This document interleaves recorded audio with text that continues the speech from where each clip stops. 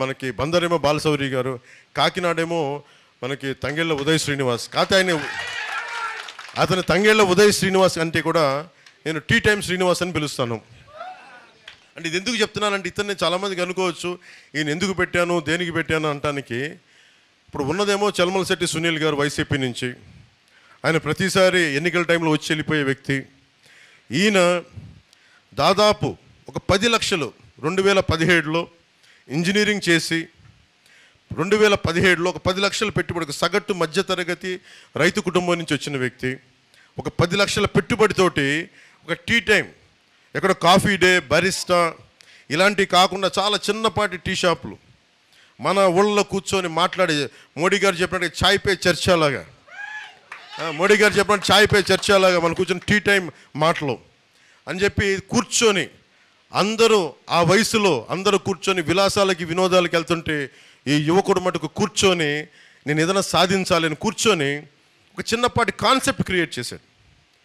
ఆ కాన్సెప్ట్ ఏంటంటే కూర్చోబెట్టి మనకి బెరిస్టా లాగా కాఫీ డే లాగా మనం ఎందుకు మన సగటు పల్లెటూరులో మన ప్రాంతాల్లో మనం ఎందుకు పెట్టకూడదు.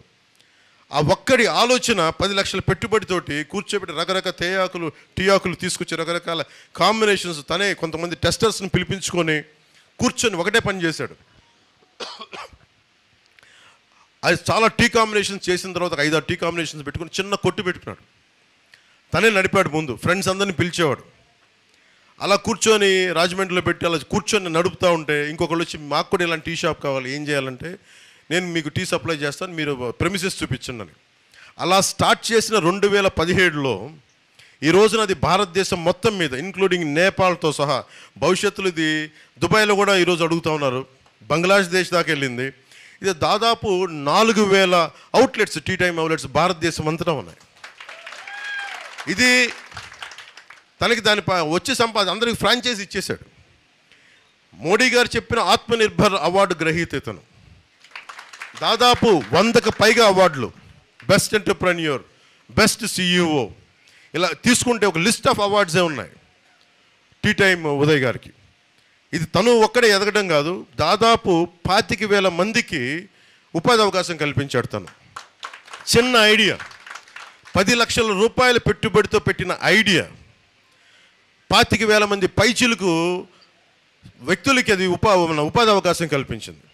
అలాగే దాంట్లో 1100 మంది, 4,000 అవుట్లెట్స్ ఉంటే 1100 మంది మహిళలే ఉన్నారు. 1100 మంది మహిళలు అంటే ఇంట్లో ఉండి ఇంటి ముందే చిన్న వసారా ఉంటే వసారాలో టీ టైం అని పెడితే అది వాళ్ళకి సెల్ఫ్ ఎంప్లాయ్మెంట్ అయిపోయింది. ఎందుకు చెప్తున్నా అంటే ఇలాంటి వ్యక్తి రేపొద్దున మన కాకినాడ పార్లమెంట్ అభ్యర్థిగా అయితే ఎంత అభివృద్ధి తీసుకురాగలడు అంటే తనకే కోసమే. అది కూడా నేను పిఠాపురం పంపించినప్పుడు తను కూర్చొని ఎమ్మెల్యేగా నేను చెప్పలేదు, అక్కడ ఉన్నాయి మళ్ళీ కూర్చోబెట్టి చాలామంది నలుగుతూ ఉన్నారు, కూర్చోబెట్టి మొత్తం సరి చేసుకొని నాకు స్ట్రీమ్ లైన్ చేసిరా అని చెప్పి పంపించాను. సిన్సియర్గా చేశాడు, ఏం ఎక్స్పెక్టేషన్స్ లేవు. యాక్చువల్లీ నేను ఏం చెప్పానంటే 2029లో నువ్వు పని చేసుకుంటే అప్పుడు నీకు ఇస్తానంటే, కానీ అతని ప్రతిభని అతని సమర్థతని గమనించిన తర్వాత ఖచ్చితంగా ఇతన్ని ఈ ఎన్నికల్లోనే ఎంపీగా నిలబెట్టాలి. అంటే ఈయనకి చలమలశెట్టి సునీల్ గారికి ఒకటే తేడా, ఇతను 25,000 మందికి ఉపాధి అవకాశం కల్పించాడు, 1100 మంది మహిళలకి సెల్ఫ్ ఎంప్లాయ్మెంట్ కల్పించిన వ్యక్తి.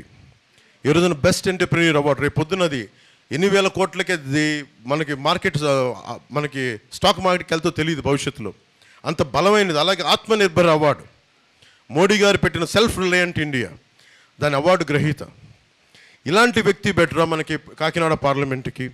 లేదంటే చలమలశెట్టి సునీల్ గారు ఉన్నారు, ఆయన కూడా నాకు సన్నిహితుడే, ఫ్రెండే. అప్పుడప్పుడు కనిపించినప్పుడు నమస్కారాలు చెప్పుకుంటూ ఉంటాం.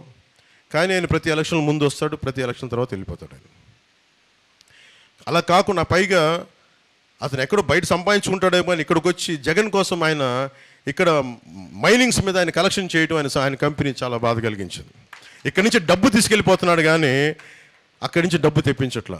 ఇతను ఇక్కడి నుంచి సంపాదన సృష్టిస్తున్నాడు, ఉద్యోగాలు ఇస్తున్నాడు, ఉపాధి అవకాశాలు ఇస్తున్నాడు, 10 మంది గుండె ధైర్యంతో నిలబడే అవకాశం ఇస్తున్నాడు. అందుకని దీన్ని దృష్టిలో పెట్టుకోండి. పైగా వైసీపీ ఎంపీ చలమలశెట్టి సునీల్ గారు మంచి వ్యక్తి, కానీ ఎప్పుడు రాంగ్ పార్టీలో ఉంటాడు.